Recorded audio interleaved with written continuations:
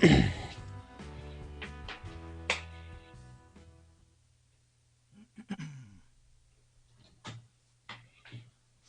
everybody over in Facebook and YouTube land. We're getting ready to start the show. Give me just a second, and I'll like actually do the launch here. Okay.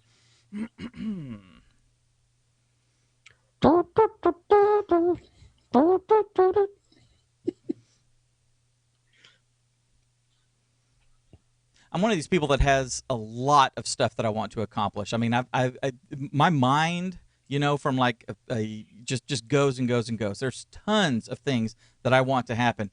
And one of the things that I have learned about myself over the last, say, 5 years or so is I really get in my way, and I really have to get over myself.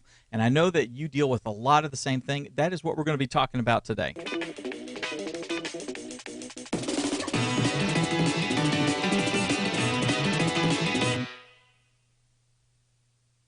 That went really fast. I'm going to do it again.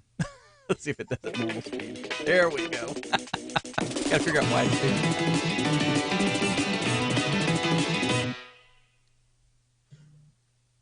Hey guys, welcome to another rip-roaring example of broadcast excellence, the Church Media Guys show. I am Dave, and this is the place, this is a channel, this is a world, a community where we come together to learn how to use and exploit media and technology. With me, as always, is the best partner a guy could ever have.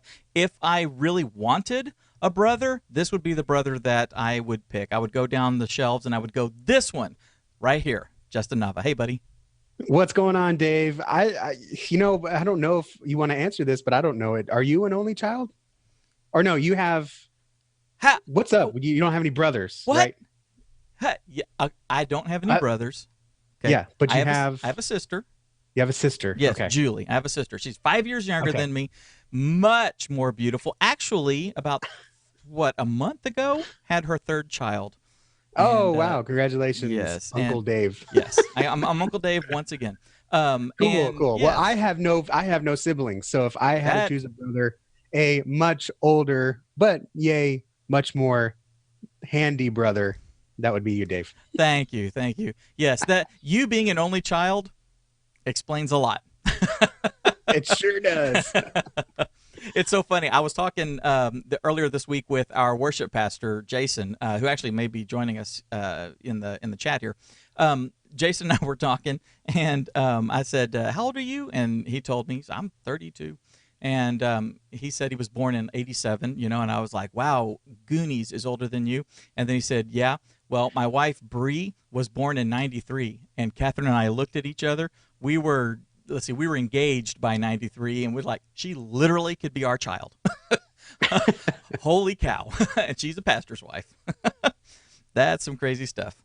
Well, guys. Awesome. Well, we got Rock Davis already pumped. Let's go, Rock. And we got Dr. Kumar in the chat, and Jordan's in the chat as always. So we got quite a few people watching. This is going to be like a landmark show, I think. You think so? I think so. And we got the new intro. That was the first time I saw the new intro. I really like it. Awesome. I'm glad you like it. That is, for those of y'all that saw it, like I said, I don't know why it's like every other time running it on vMix. We got Rock Davis already pumped. Let's go. There we are. Sorry, I was bringing up the chat so I could see.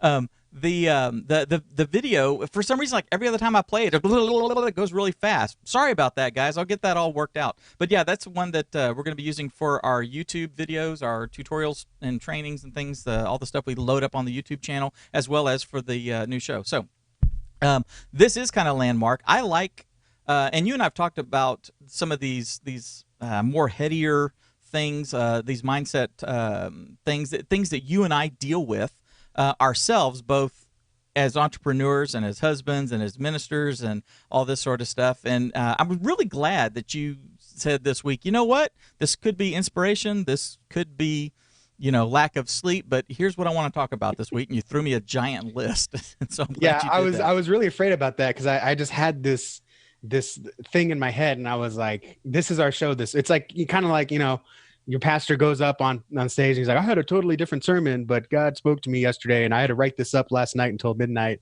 It was like, I don't care what Dave had planned for this week. This is the show this week. We have to talk about it. No, that works for me. Let me address one thing, because Please. we have a lot of people that come to us for quick fixes on their software issues, hardware issues. What hardware do I need? And I get that, and that's fine. Um, the way I see it is like when a show like today is really about diagnosing your ministry and what's going on. And my wife's a physician assistant major, and so she has to take a lot of classes on medicine.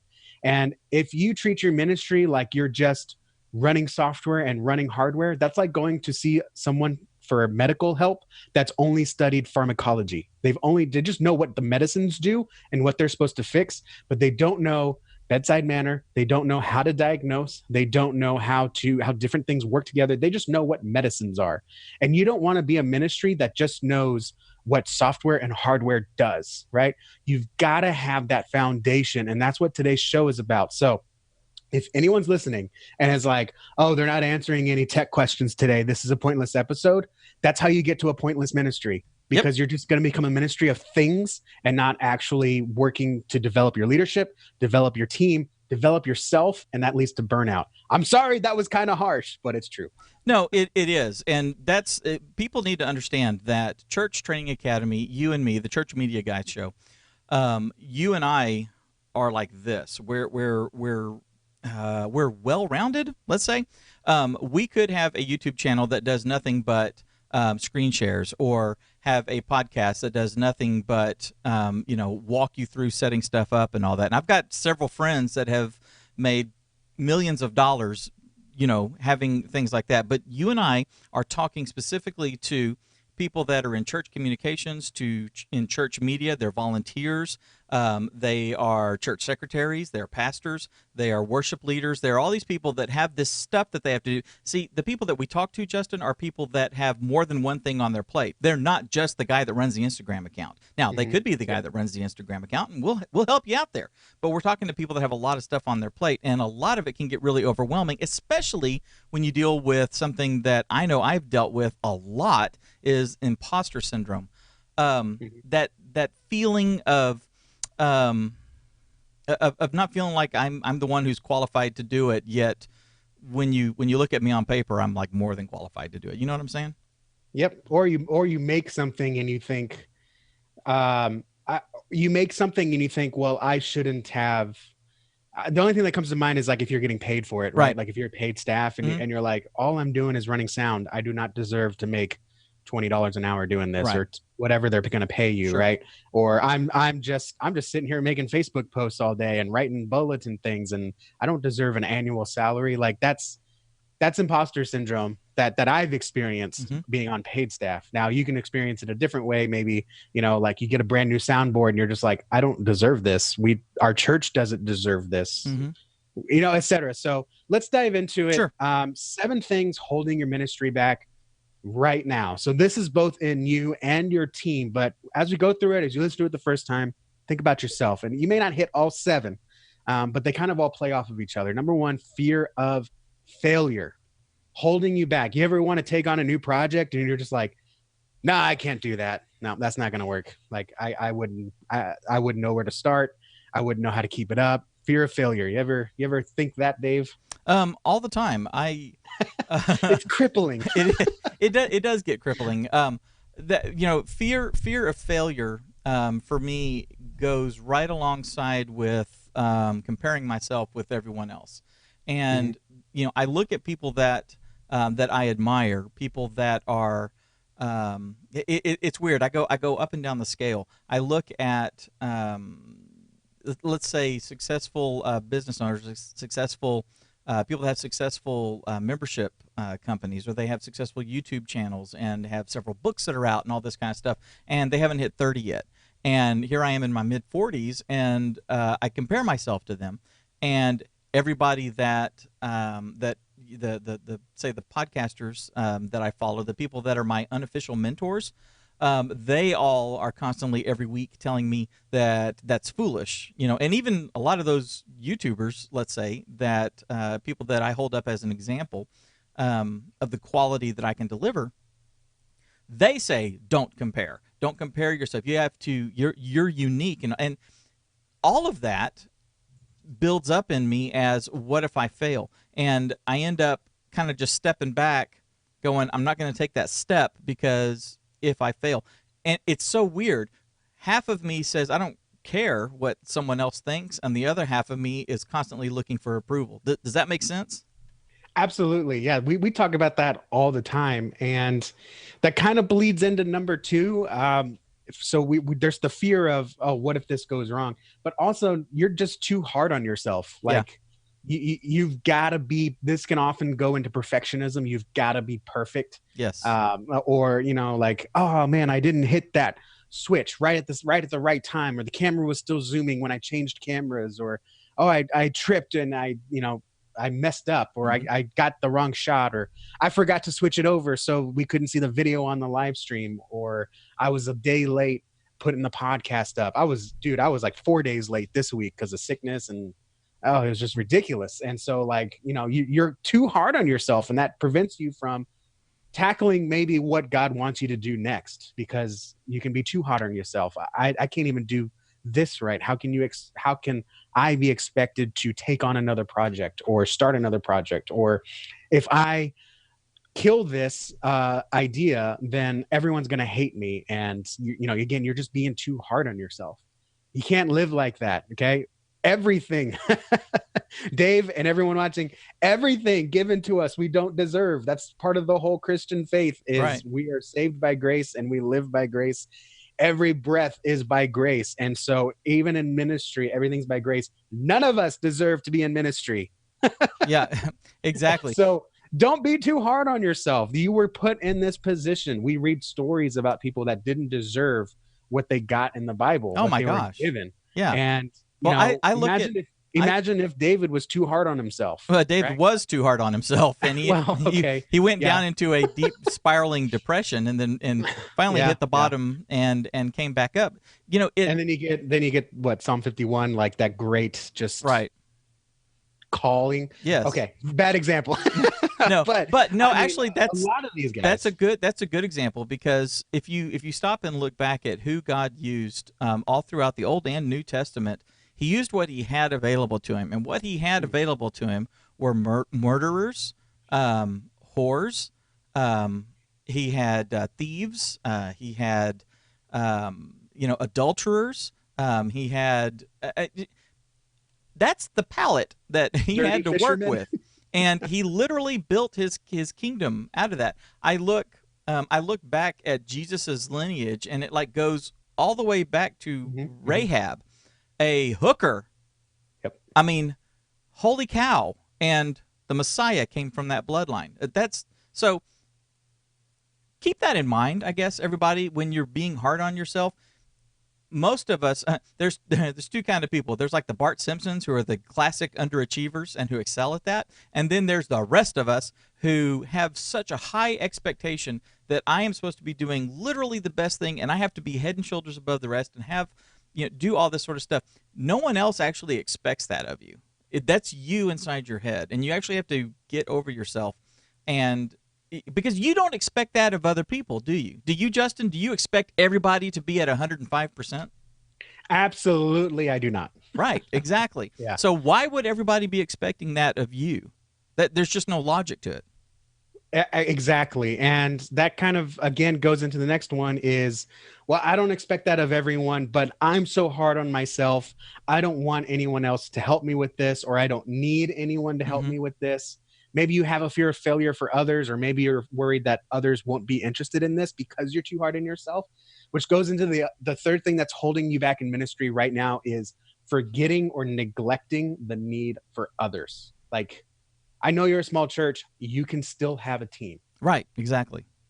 I talked with a church of 200 this week. I mean, I didn't talk to 200 people. I talked to the pastor of a church for 200, and they have a full-on media booth team of four people that rotate. So like, it's more than 4 people, but there's always 4 people in the booth, right? So this is a church of 200, and some people are telling me I can't get a more than one person, and they're sitting in a church of 300. Like, right. You need a team, and you want a team. Right. And honestly, a team is, even if you don't see yourself in a leadership position, you can still go out and find people and learn leadership.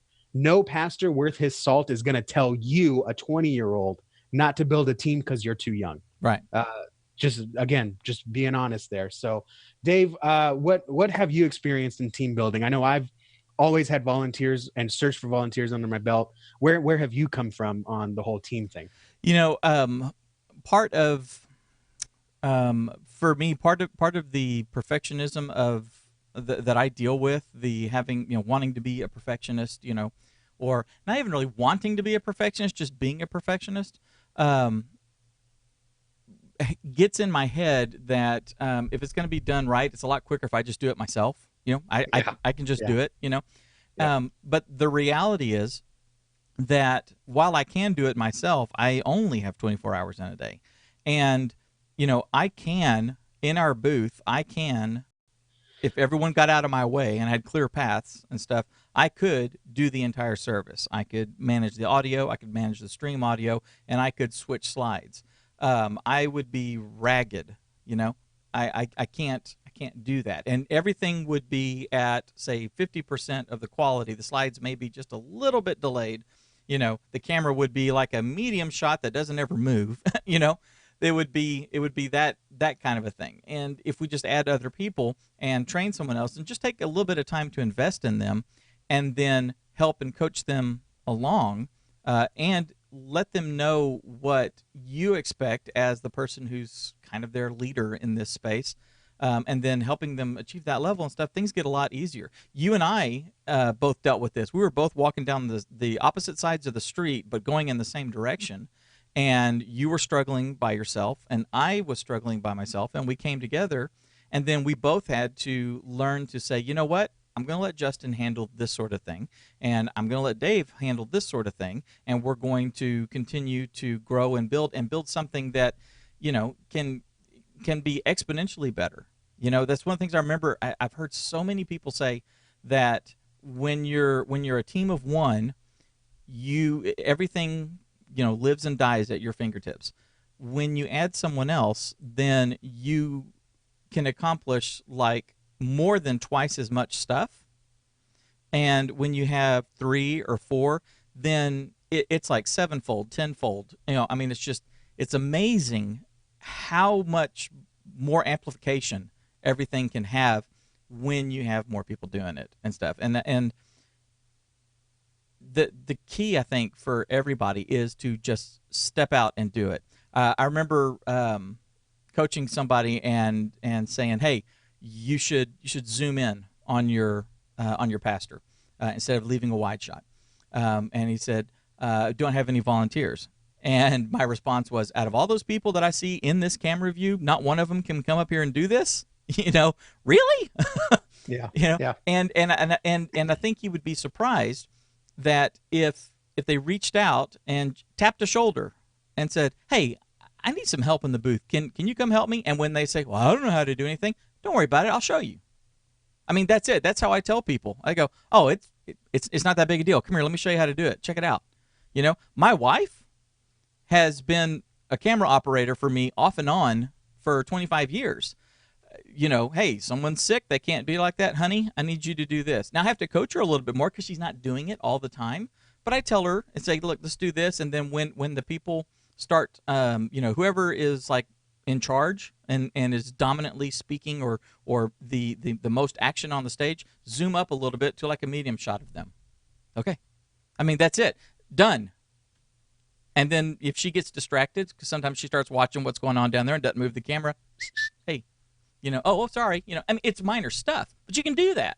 And now you've got two. So, folks are in a Yep. team of one. They need to help. They need to grow their volunteer team, but let's also not forget the need of others in your own personal development. Mm-hmm. And this is exactly why Dave started, and I got to come in. Dave always calls me the co-founder. I just came in on version 1.1. Okay. um, but Dave started CTA Insiders because he had a vision of seeing church leaders across not only America, but the world come together and lean on each other for support. A lot of times I see people in Facebook groups and pastors going to conferences and they go network with other pastors and they talk with other pastors and they learn from them 3 days a week out of the, or no, 3 days out of the year. CTA Insiders, we meet twice a month, and then we're in the same Facebook group together all the time, every day, basically. And we're sharing, we're learning, we're leaning on each other. CTA Insiders is a place where you can find support and honestly sometimes some hope among other people, and we're here to support you. It is me and Dave, we're probably the big part of it, but you also get support from the others that have done it, that you haven't done yet. They've done it already, so they can support you along with me. So I can say, get this piece of equipment, and they say it's not in my budget. Ryan can come in and say, oh well, we didn't have that budget either, but here's what we did that worked. Right. Right.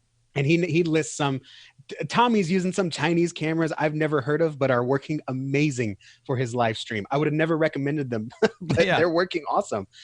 So that's it. CTA Insiders, go to churchtrainingacademy.com/join just to learn more about it and see exactly what you get, or message me and I'll tell you a little bit more. Maybe I'll sneak you a little sneak peek. I don't know. We'll see how nice I'm feeling, which is actually all the time now.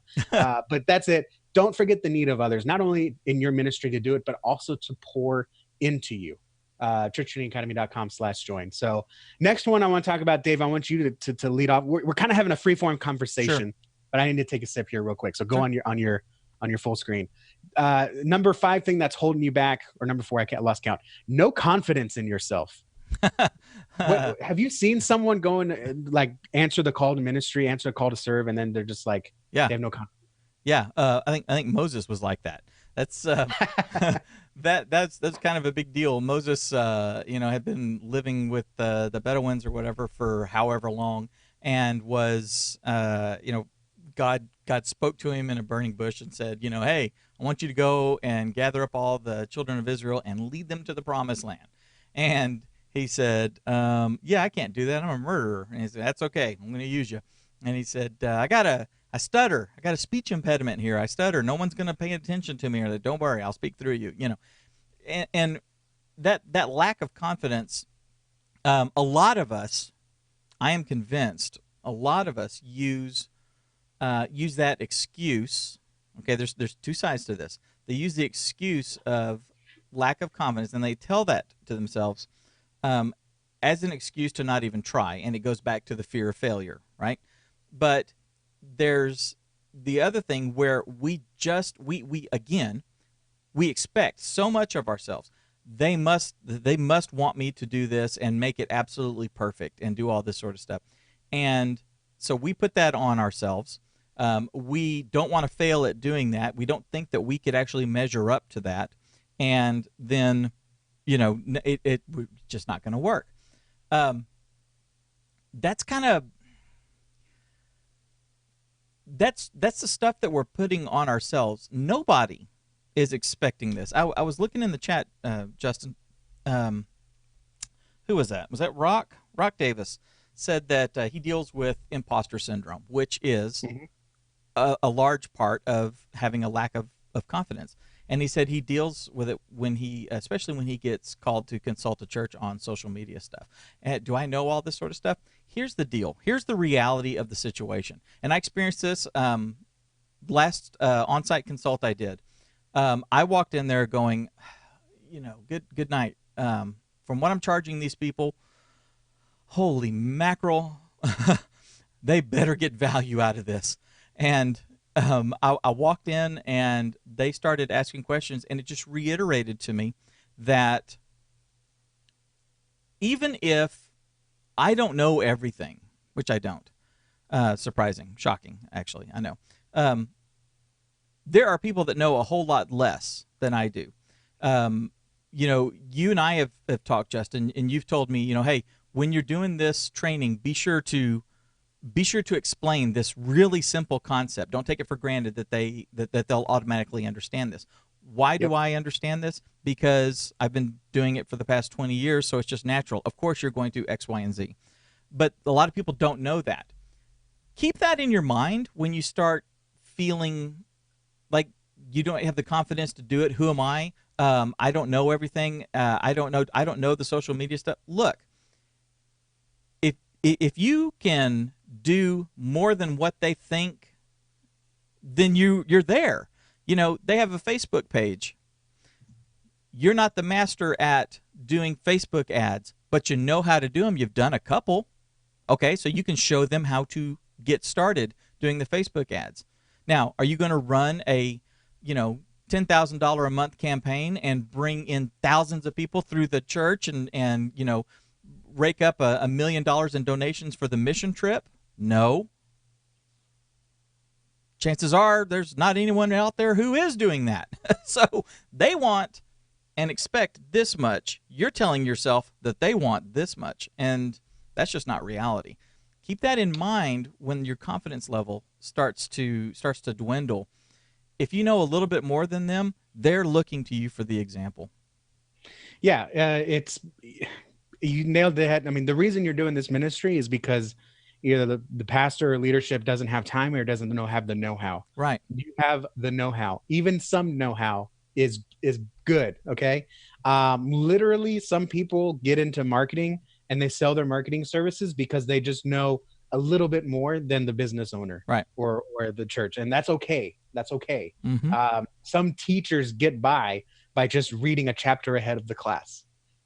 That's maybe not okay as much, but they're still ahead of the class. They're still teaching the class, right? You know what I'm saying? You don't right. have to be an expert on Ecclesiastes to lead a Bible study on the subject, right? You just have to know what you have to read ahead, do a little bit of study, and guess what? Now you're equipped to teach it. Okay. So no confidence in yourself, have all the confidence in yourself because they are interested in having you serve. The church is interested in having you because you have a skill set. Also, okay, so this is number 5. Having not enough patience is something that's holding you back in ministry right now. You're not patient enough. Hurry up. I can't get a camera right now, therefore I can't live stream right now. Right. Right? Right. We don't have professional recording, therefore we can't podcast right now. Yeah. I don't have time to do a live video every day, right, which is what you're supposed to do. So we can't do Facebook right now. Right. That's not, and you got to have some patience. That's exactly why Church Training Academy is here, Church Media Hacks Group. If you have questions on something, you have to have patience to get stuff done. Yeah. Okay. You have to have the patience to work in stages, give yourself a lot of runway. Maybe you say, Pastor, I want to start this project. And Pastor says, okay, well, we can't really start it until January when the fiscal year starts, and it's June right now. And you're just like, oh, fine, forget it. Like, I'll move on to something else, right? You got to have patience. There's stuff, if you're planning a website relaunch in January, that planning starts right now. Yeah. You got to have the patience to do that stuff. Right. And sometimes you got to be the person pushing the patience. Sometimes you got to be the person that does that. Think about your pastor. If your pastor said, I don't have time to make hospital visits 3 times a week, so I'm not going to the seminary. That makes about as much sense as wiping before you poop. It's just that I'm not going to follow God's calling on my life because I am not going to be able to do all 100 points that could possibly be required of whatever this is, or right. and be as perfect. And on the flip and side, I'm not of that, there so yet. So I'm not going to. That's something that I fight. That's a personal issue I have. I am an all or none kind of guy. I either get all of it or I'm not going to bother. That's right. That's why your marriage is going to last for 75 years. But also, not enough patience to see results. And it feels kind of icky sometimes. Even my core is like, oh, you're talking about results in church. Church isn't about results. I get it. Okay. But when you start a live stream, the first 8 to 12 months, you might only get a handful of people watching it. Right. Because you got to really work hard to get the word out there. But once you've gotten it, up to a certain standard, probably once you've got a certain consistency, there's a couple variables. I mean, your live stream will be a core part of your church, of your church's identity is the live stream. And it takes patience. The first time you start, you're not going to see a lot of people watching right away. The first time you start posting on social, you'll jump for joy after you get like, oh yeah, we got a like and a share. 5 months later, you might still be only getting a like and a share. It takes patience. Dave, when I started my first Facebook page for a church in 2012, we grew from like 200 something likes all the way up to like 800, and we were number 2 in the town, or then it grew up to 1100 and we were number 2 in the town. I came to this church and took it over, and we've grown like maybe 200, and it's been very frustrating. Right. Because it's like, I did it once, why am I not doing it again? It's because I spent 5 years there. I've only been here for 2 years. Right. Okay. Yeah, There's and it's a patience that totally has to be different. built into that. It's a totally It's a different totally crop of different game people. now. Yeah, Yeah, it's a different totally crop different of game now people. than it was 5 years ago. Exactly, exactly. It's not going to be 100% every single Yeah. time. So you got to have patience to test to see results, and part of that too. Let me just go right into the next one because we're coming up on time. Lack of creativity is honestly holding you back in ministry right now. Lack of creativity. I'm just going to do the same thing. We're going to take the bulletin. Yeah, We're going to take the bulletin excerpt and we're going to put that on the PowerPoint slide with a nice picture. And then we're yep, going to take that slide and put it on social media. right. And it's going to be the same thing everywhere. And it's a little lazy. I understand you feel like you don't know how to do anything else. Lack of creativity is killing you Yeah, in ministry when you're in a creative ministry, including live streaming. That's a creative ministry. That's absolutely. not all technical. So how do you? So let me start with mine. How do I stay creative? I do three things. Number one, I consume a ton. Mm-hmm. All right. They say, oh, don't be consumers, be producers. If you're just producing, it's going to be really hard to innovate and Mm-hmm. change because you're not paying attention to what the world wants. Mm-hmm. And so I consume a lot. I read a lot of emails. I follow a lot of people on social. I Mm-hmm. watch a lot of TV. I watch a lot of movies. And I watch it, yes, for entertainment, but I also watch it. What's going on? What's hot? What are the trends? What are people paying attention to? Because if they're paying attention to it out there, then they'll pay attention to it in here. Mm-hmm. Number two is I create on my own. I try to make a web page every day, whether I have a client or not. Mm-hmm. Okay. I have several dummy websites, and you've seen them in the CTA Insiders when I use examples that just sit there like, oh, they'll tell me, oh, what church is this? And I'm like, no, I just made that up. Vertical Church. It sounds like a cool name, but I Yeah. just made it up. And just I sit there and create and I play and I experiment. And even if I have no clients at the time, I'm still experimenting and trying to make websites. And then number three, I'm going to link it in the chat. When I consume, I also build what's called a swipe file. Mm-hmm. We've talked at length at that. There's an article that I'm going to post there. Basically, when I see something I like that I think is going to be useful for me to look at again in the future, I save it somewhere.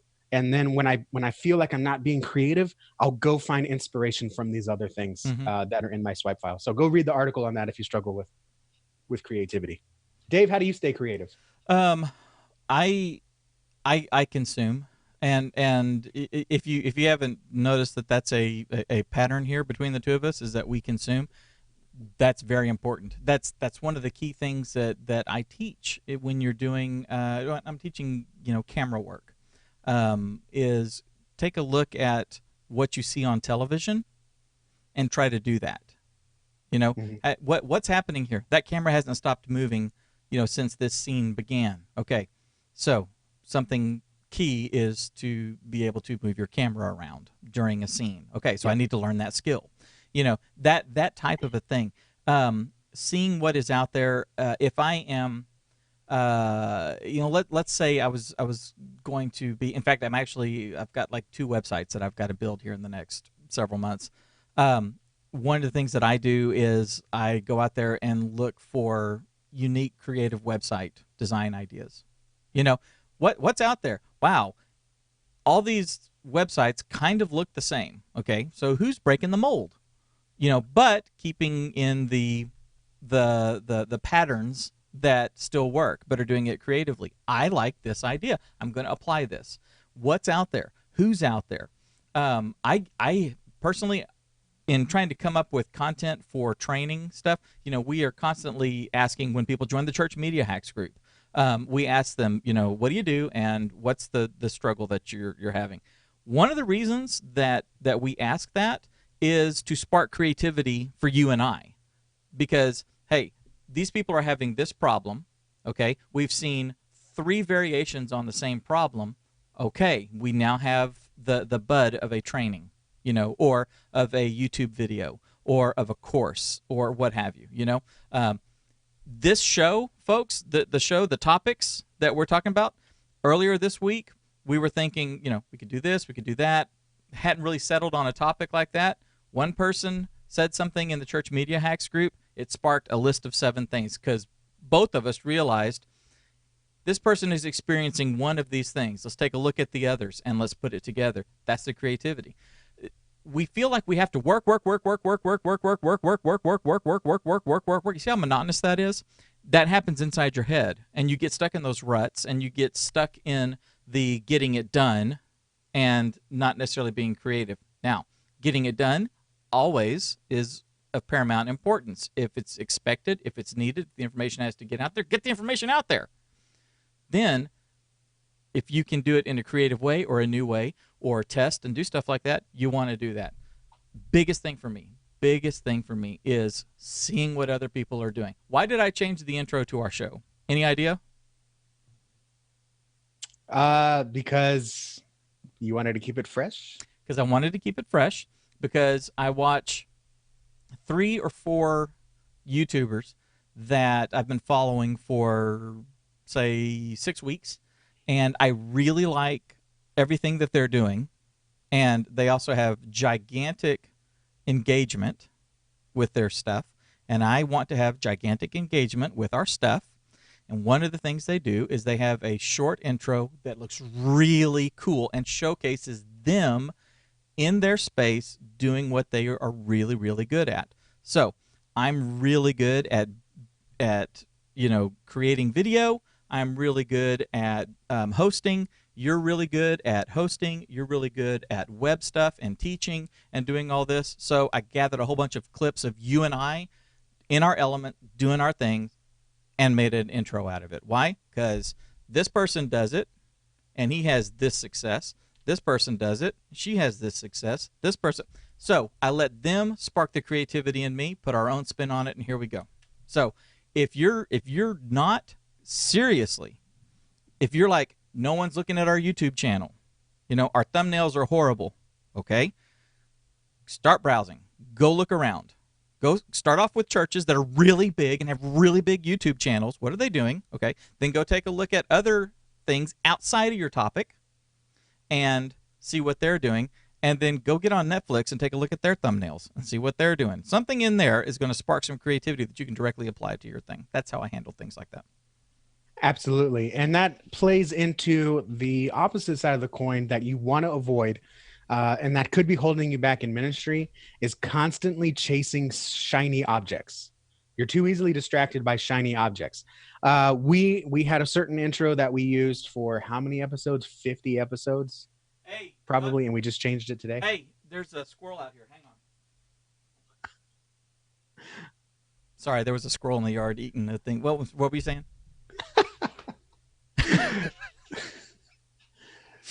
So you're too easily distracted. So Dave, how long? We just changed our intro.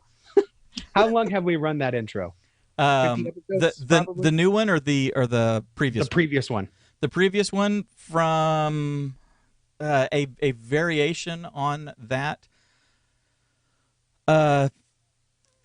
50 episodes? Yeah, I would say about 50 Maybe? episodes. Yeah. So we change the intro probably once a year at this point. Yeah. At this rate. Okay. That's fine. Change it. Be creative. Be different.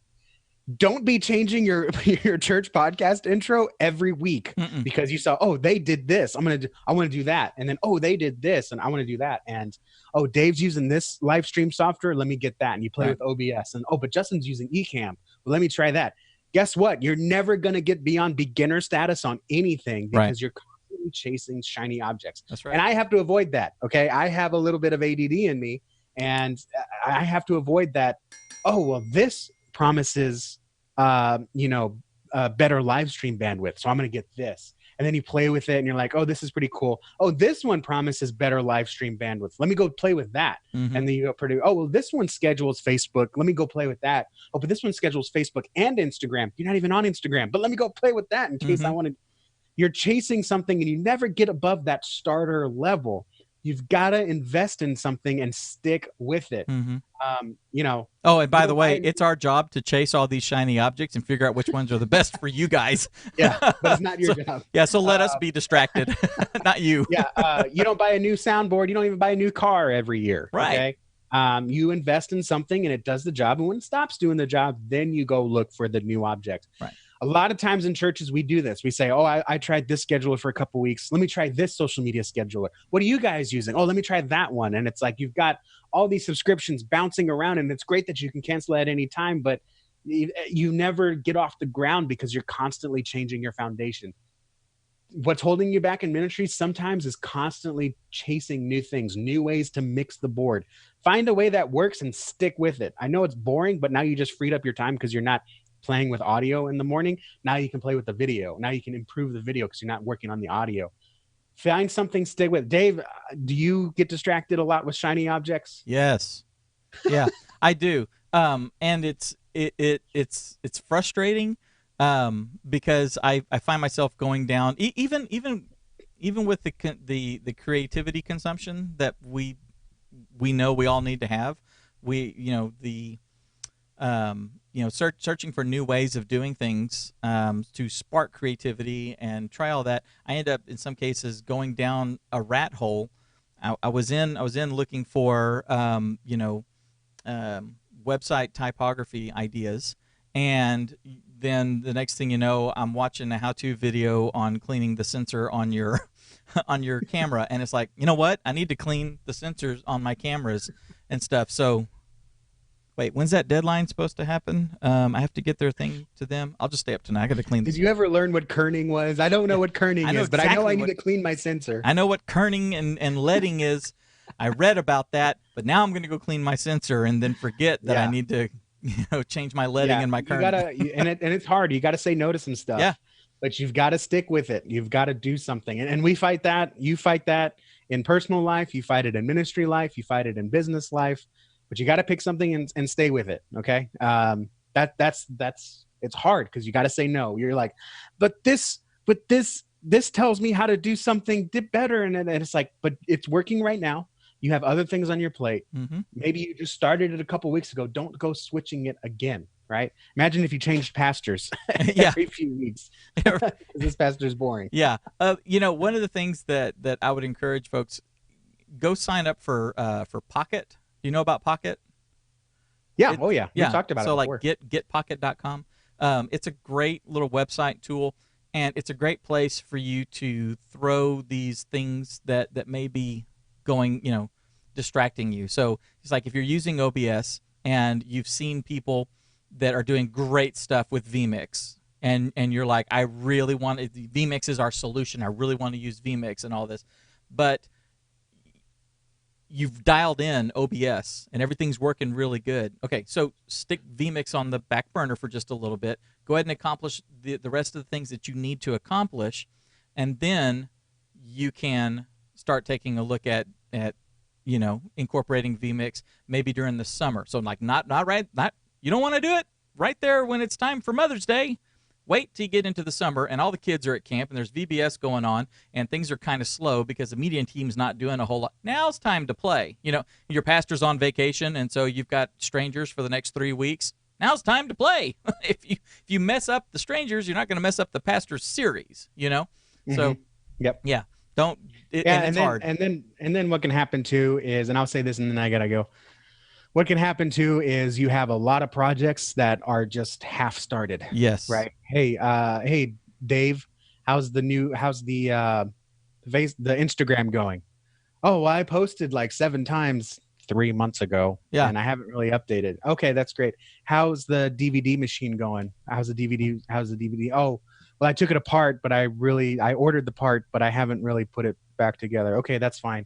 And the computer, did you look at the software for publisher replacement? Oh yeah, sure did. Yep. Just don't ask me about it right now. I got to go find it.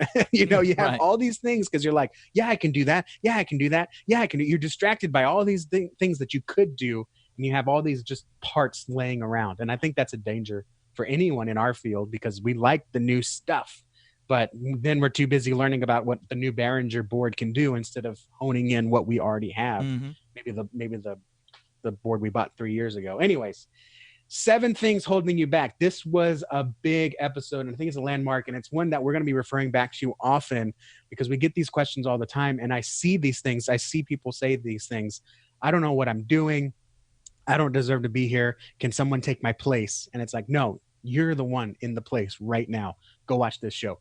So that's 7 things. That maybe one thing applies to you, maybe 3 things, maybe all of it. But again, we deserve nothing. We were given everything by grace, and your ministry, you were put in your position because of grace. So I'm just going to say that. Dave, you can outro it how you want. But if you have any questions, don't hesitate.